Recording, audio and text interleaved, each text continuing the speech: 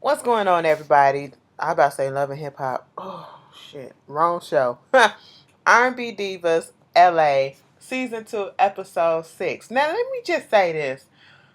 This episode was kind of dry to me. It really was, but I did enjoy seeing, the ladies actually doing their thing and actually doing something towards their career. We actually Michel'le, she really wasn't in this episode as much.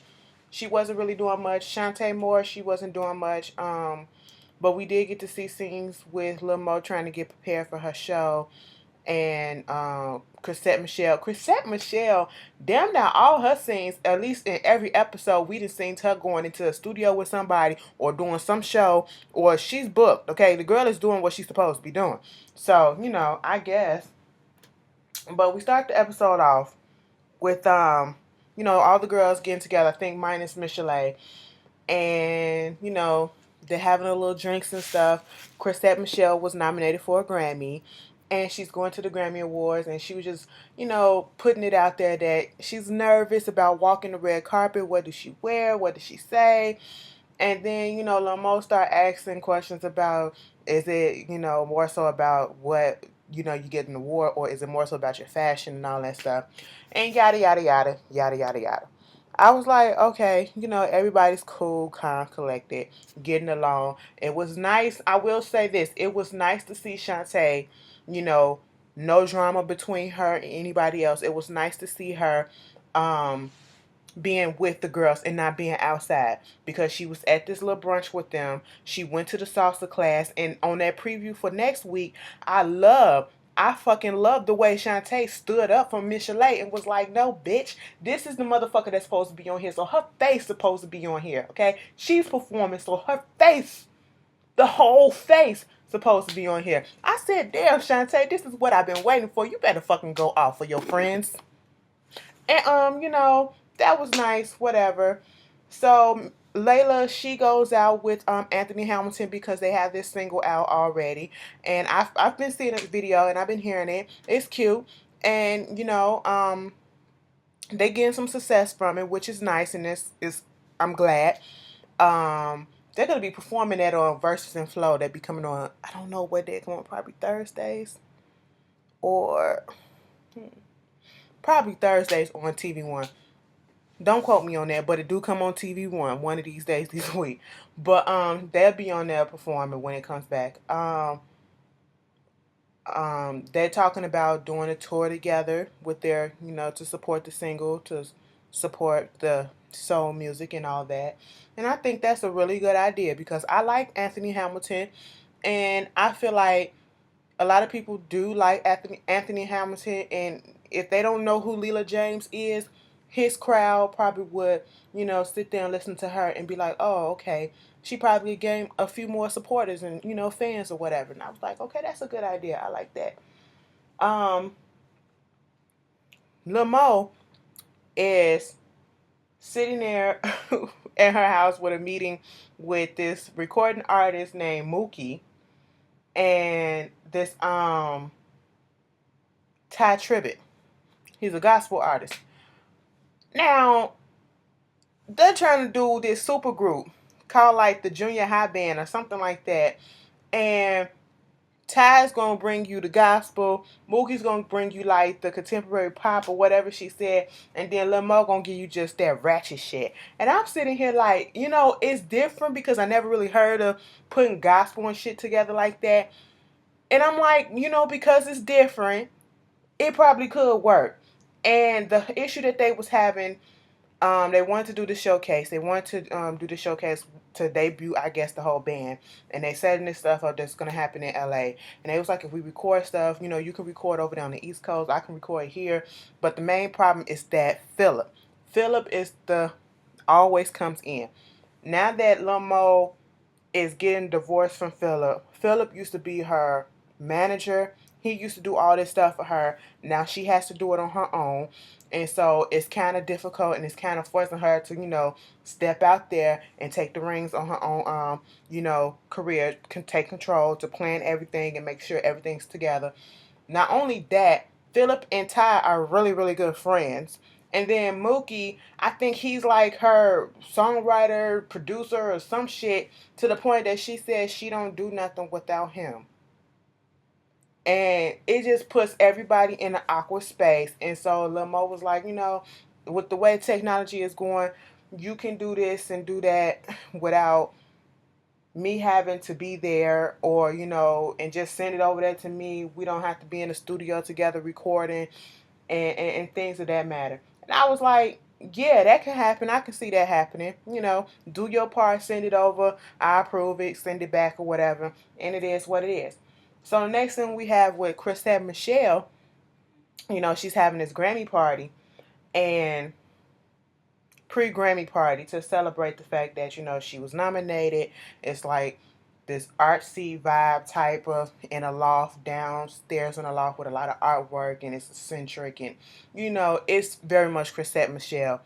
And she was doing her thing and getting introduced to some people that probably didn't know her, and she was just singing her heart out. And I fucking love Chrisette Michele's voice. I can't get enough of it. I can't say it enough. But like I said, she may be weird. She may be, that funky, creative, weird type of awkward chick, but it fits her personality, and I just can't see her being any other way. And her voice is just amazing to me. All the girls came and supported, I believe. Yeah, everyone came in support. I'm loving the camaraderie that was shown in this episode. Then Lila, she goes and she's promoting this single. She's gonna have music coming out. Also, I guess she's preparing for her album to come out, and she's doing these interviews, and I think what's the interviewer name, Madame Memoir or whatever. That's who she was doing it with. And then the guy was like, "Do you mind taking an interview from Bossip?" And I was like, "Bossip? Bossip is gossip, bitch." No, that kind of turned Leela off, because she was like, "I'm not here to do interviews with people where they're gonna take my words and twist them, and then they just using it for hits on their sites, or just to get some tabloid fodder, or for gossip and all this stuff and drama. I'm not here for that shit."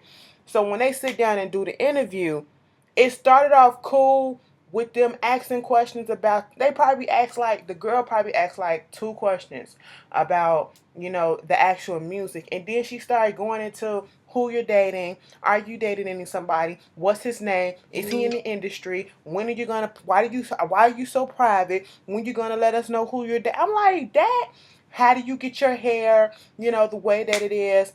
And Layla, you may think in that instance, I didn't think she was being rude. I mean, I think she was frustrated, because this is not what I came here to get an interview for, because I came here to promote my music, not for you to divulge into my, delve into my damn personal life. And I already said no personal questions, and you still gonna ask the questions even though I said don't ask it. But then again, on the flip side, this is how people do fucking interviews. They do that shit regardless of what you tell them not to. So you got to be prepared for it. So, some people may say she rude at that point, but at that point, I would have been kind of over it too, because them things were some basic ass questions. I'm like, ask her about her music. Who gives a fuck about who she's fucking? Ask her about her music. I hate when I see that in interviews and shit. That's some tabloid ass shit. I don't care. I don't care who she's fucking, who you're fucking, bitch. I want to know, what was your inspiration for your album? When is the music coming out? What took you so long to get this out? Do you feel like you're not being appreciated in this industry? I want to hear questions about fucking music. That's what I want. Okay? There you fucking go. Um,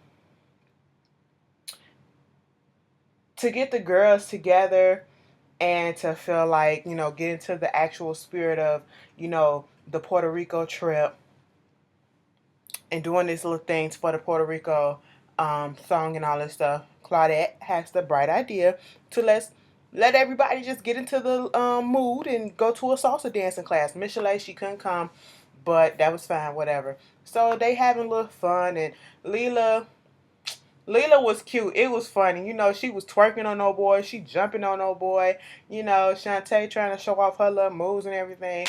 It was nice. Everybody was enjoying themselves. So Lil Mo, next scene, she's trying to get the venue and stuff and the seating correct with the little place where they're supposed to be having her show with the junior band, the junior high band, I think that's what it's called, with Ty and Mookie and herself.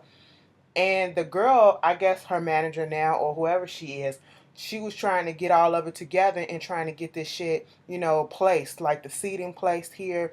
And she is that, some of the planes have been canceled because at this time, they're on the West Coast, is no snow. On the East Coast, it's like a snowstorm or something going on or whatever. And shit's being canceled.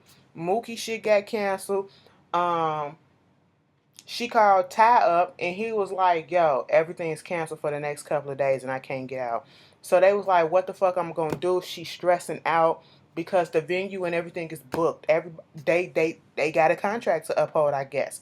So they was like, fuck it. Well, her manager or whoever the girl was, she was like, just go ahead and just do a little Mo show, you know. And Lil Mo was like, I ain't like the way Lil Mo kind of put herself down. Like, don't nobody want to hear what I gotta say. I'm like, girl, no, you on TV right now. This is an opportunity to just go on out there and do your shit and let people get reacquainted with you and your music. And she didn't really want to do, her new stuff because especially one of the songs, I think Over It or some shit or Done With It, whatever, or I Don't Need It or something like that. Whatever, y'all know the name of the song. Y'all put it down in the comments. That she did that was about her ex-husband, Philip.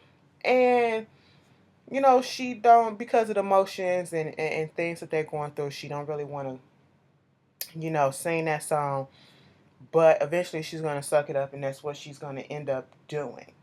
So Leela, she's going to another photo shoot, and, she was being very, very picky. I will say that, but I understand her trying to control her image and, trying to control the way that she looks and stuff.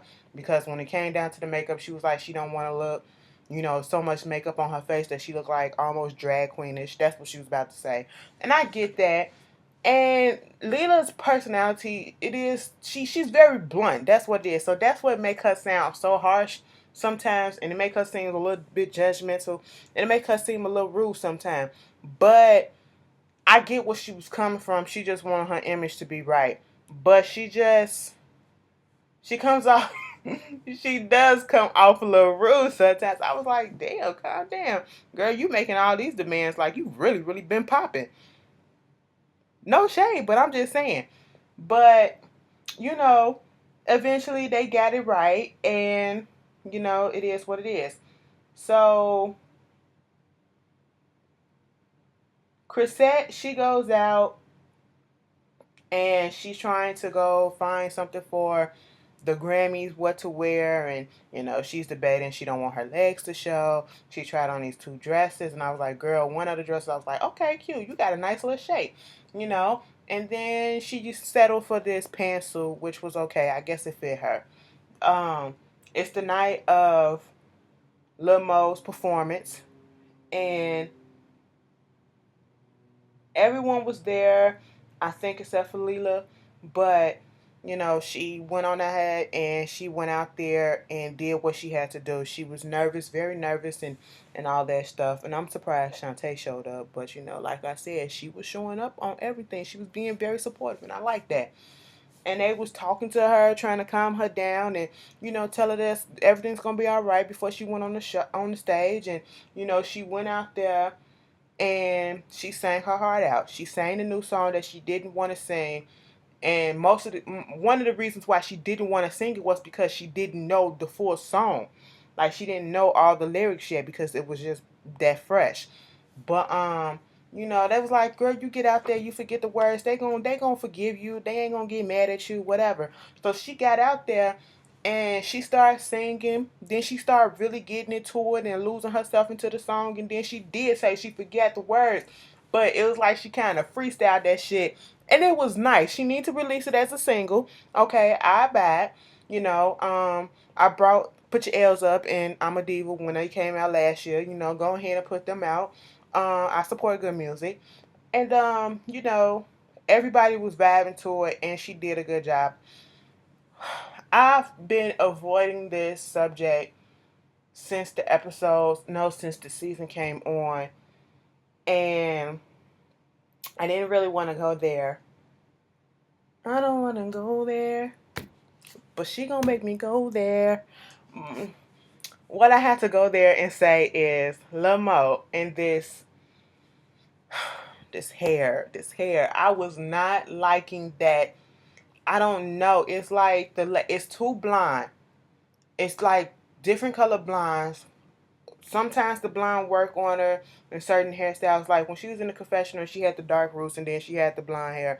That was cute. I like that. But some of the other blondes, it wasn't working. And this blonde ponytail, it just this different color shade of blonde. Uh, it seemed like it was trying to blend into her skin and it just wasn't working.